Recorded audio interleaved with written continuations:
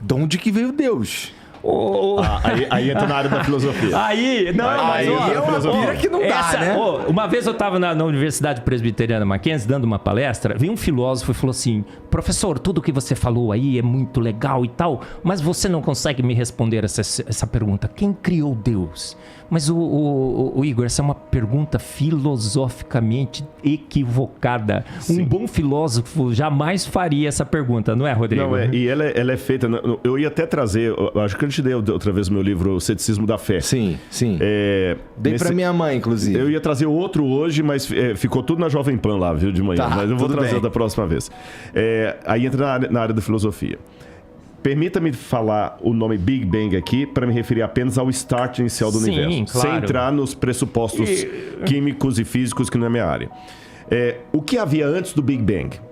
Ou seja, desse start inicial? O nada. É o nada absoluto. Porque um ponto de comum acordo entre ateus e design inteligente, eu acho que qualquer um concordaria comigo no sentido seguinte. Antes do ponto inicial do Big Bang, não havia gravidade, não havia tempo, não havia espaço. Não tinha nada. Não tinha nada. Era o nada absoluto. Tá certo? Mas aí vamos partir de uma questão filosófica que é repetida por vários, desde Parmênides na Grécia Antiga, que os latinos traduziram como ex nihilo nihil fit. Do nada, nada se faz. Se não havia nada, por que hoje há algo ao invés de nada? Então, é mais lógico supor que havia algo. Agora, esse algo que havia, para formar tudo que existe, tem que ser um algo que não está preso ao tempo, porque o tempo veio depois dele. Esse algo não pode estar preso ao espaço, porque o espaço veio depois dele. Ele não pode estar preso à gravidade, ele não pode estar preso a nada. Então tem que ser um algo que seja, no sentido do nosso tempo, atemporal. Não que ele não tenha um tempo próprio dele, mas esse tempo aqui teve um começo, então ele tem que existir antes. Então ele não pode ser temporal, ele não pode ser espacial, porque o espaço não existia. Ele não pode ter começo, porque ele começou todas as coisas. Então tem que ser, seja lá o ET que fez tudo isso, ele tem que ter essas qualidades. Ele tem que ser um ser dotado de vontade, porque ele resolveu fazer tudo. Ele tem que ser um ser dotado de design, porque ele criou coisas com desígnio. Ele tem que ser um ser dotado de inteligência, porque ele criou com inteligência. Esse ser, então, não pode ter sido criado por nada, porque se ele foi criado por nada, a única coisa que eu faço do ponto de vista filosófico é deslocar a pergunta mais para trás. Uhum. E mais para trás. E eu vou cair num ad infinitum absurdo. Eu tenho que obrigatoriamente chegar a 2 caminhos, não tem 3. Aliás, 3 caminhos. Ou eu acredito que a matéria e tudo que existe veio do nada, e me perdoe. Aí vem o meu limite. Isso não é científico. Porque, mas é provado. Não, então vamos falar de método científico agora. Eu vou até pedir licença para entrar na sua área. Eu li muito, desde os primórdios do método científico lá com Francis Bacon, depois as leis de Stuart Mill.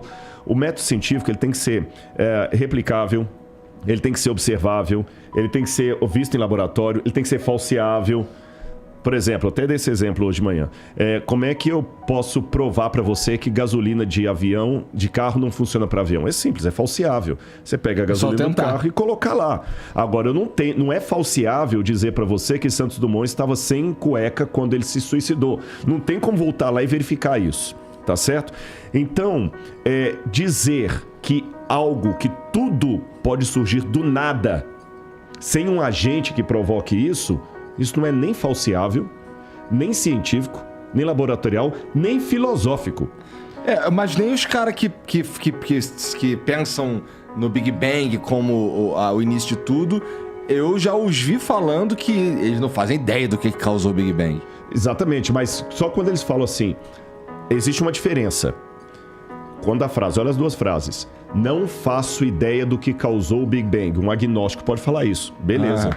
Você está sendo honesto. Não faço ideia. Mas só dele falar não faço ideia do que causou, ele já está admitindo que houve um causador. Algo causou. E pelo menos ele está admitindo que algo causou. Ele não faz ideia de quem que é. Se é um ET, se é o ET de Varginha, se é o Bilu, se é o Deus da Bíblia. Mas ele admite que algo causou. O problema é o outro, puro, que fala o seguinte, nada causou. O Big Bang aconteceu do nada. Então ele não está sendo, com todo respeito, ele não está sendo científico, porque ele não tem como me provar que coisas surgem de não coisas. Estou falando filosoficamente falando. Por que eu não tenho medo de aparecer um tigre aqui agora e sair devorando todo mundo? Porque não tem como surgir um tigre do nada. Exatamente. Se um tigre não pode surgir do nada, por que toda essa estrutura que a gente viu pode surgir do nada? Então eu sou obrigado a trabalhar com uma causa primeira. E essa causa primeira, para ser, do ponto de vista filosófico, uma causa que justifica o surgimento de tudo, aí eu estou usando aqui Aristóteles, isso é Aristóteles, essa causa tem que ter essas características, ela não pode ser presa ao tempo, ao espaço e tudo mais. Ah, mas se alguém causou a causa, eu só estou deslocando a questão para trás. Aí que eu falei que tem as 3 possibilidades. Ou eu vou cair no absurdo de falar que o universo surgiu sem causa, o que não faz sentido, ou eu vou falar que sempre teve uma causa causando outra causa, eu vou cair no infinito absurdo, que também não faz sentido, porque tem evidências que o universo começou, ou eu caio num terceiro, que para mim é o mais lógico. Houve uma causa primeira que formou tudo isso, e quando eu vejo as características dessa causa primeira com o Deus que a Bíblia apresenta, eu vejo que dá match. Você entendeu? Esse é o ponto, da match. Agora, é lógico, isso aqui, eu não estou com isso provando que a Bíblia está certa, tem que ver os limites. O que é que eu estou provando, o que eu não estou provando.